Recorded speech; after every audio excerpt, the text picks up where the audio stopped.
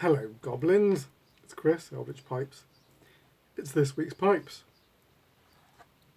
and chat. Wow, it's hot here at the moment.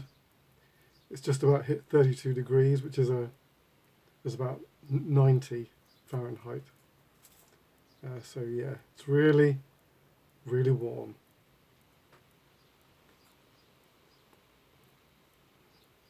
Really warm. No reason not to have a hot drink though.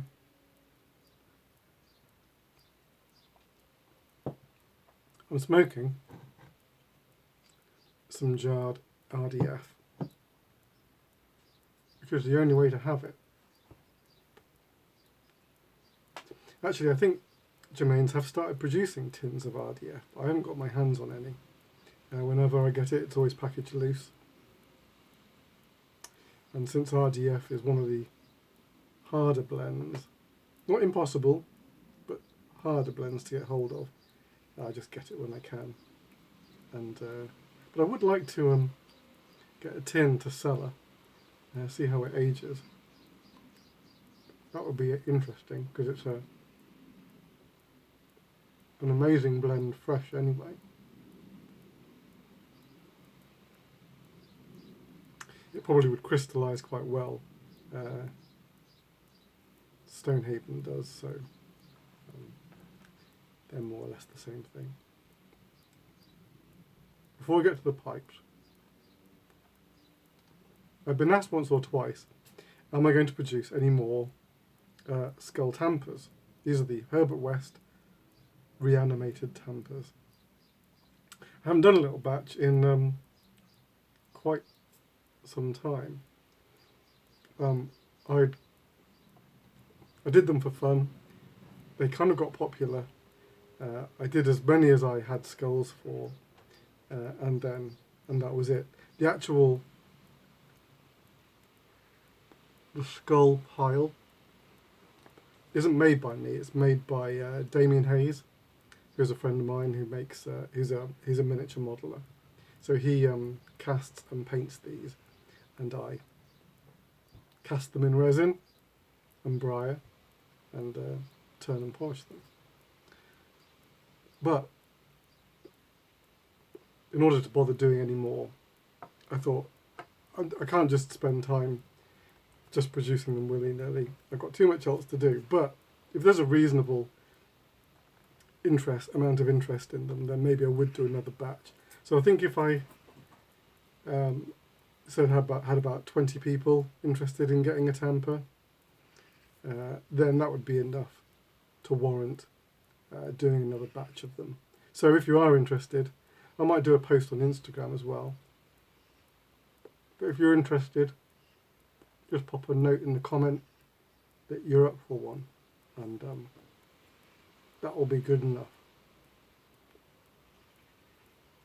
All right. This week, 2 pipes. One of my more normal shapes, and one of my more unusual shapes, in one of my more unusual finishes.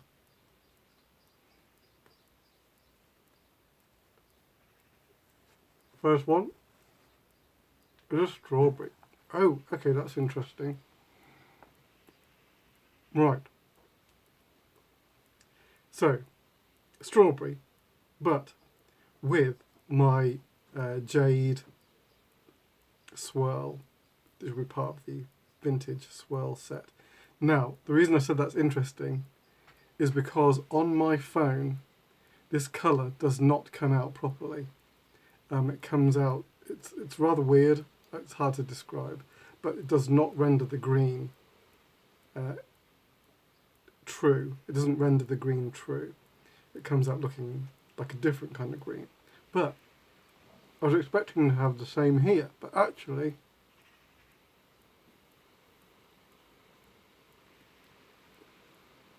that's very close. That's very close. Okay, that's cool. So this is a strawberry and a black blast. I thought that would just be best because I wanted to show off the colour for this. And now I'm glad that I did.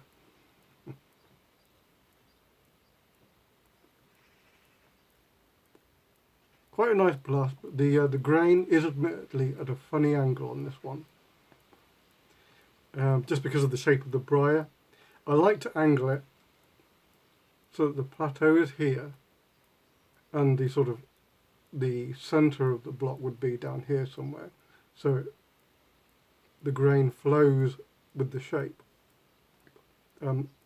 That's great when possible. It's not always possible. And here you can see that the grain is actually running in this direction, with the straight grain going across there. So the grain is actually at an angle to the bowl. But quite nice detail on the blast though.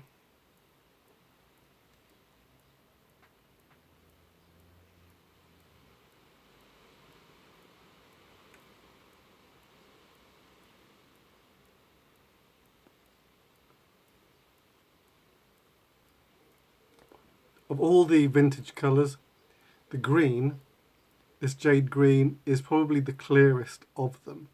The others I would describe as translucent. You can see though, you can see the funneling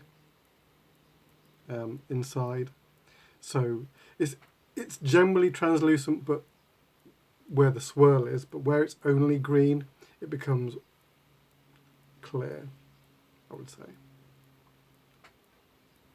There you go. The half saddle, as usual.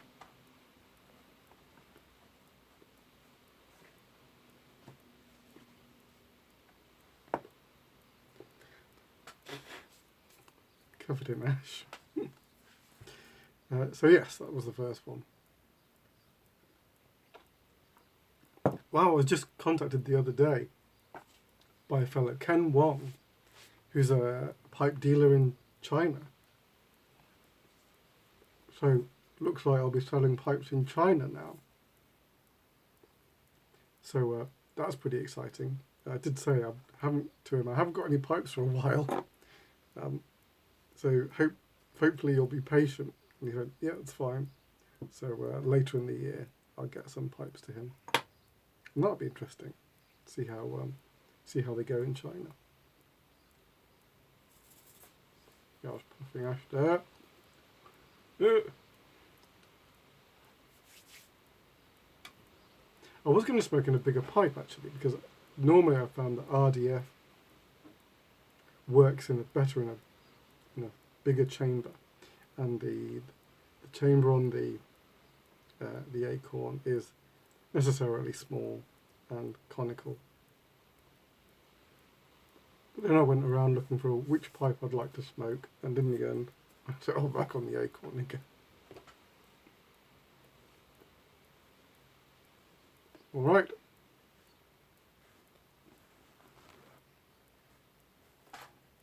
It's a deep one. But for those of you who are familiar with this channel, this is the first deep one done in an iridescent sandblast finish.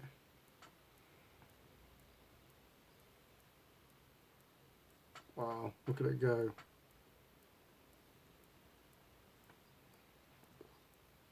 It's nearly pearlescent. It's iridescent verging on pearlescent. Slightly different shaping on this one. Normally on this rim I do this like straight across, and so this bit is generally quite even, but I wanted a different look for this fellow,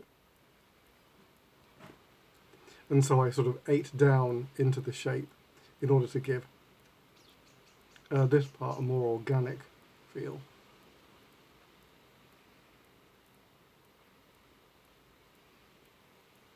It's really shimmering in the green.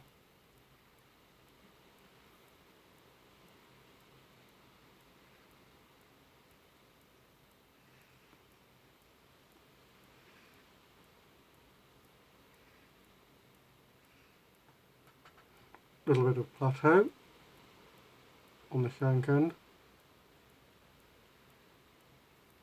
Some slight fancy stem detail.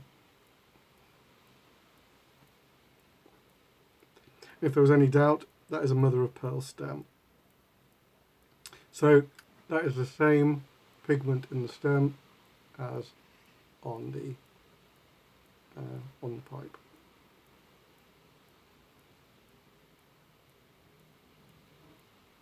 Okay. This is the other pipe that was going to go with the, if you saw the Big Apple last week, this is the second pipe in that commission set. So as you can see, both pipes are kind of sizable. They're big pipes.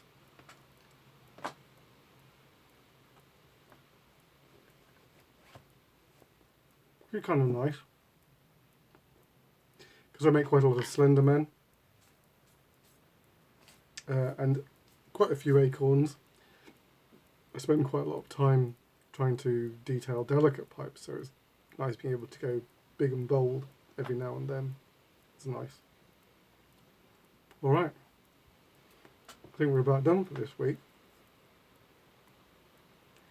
Next week is another normal week, so I can't see any reason why I wouldn't be back for more pipes next week. I was just trying to think, what do I have next week?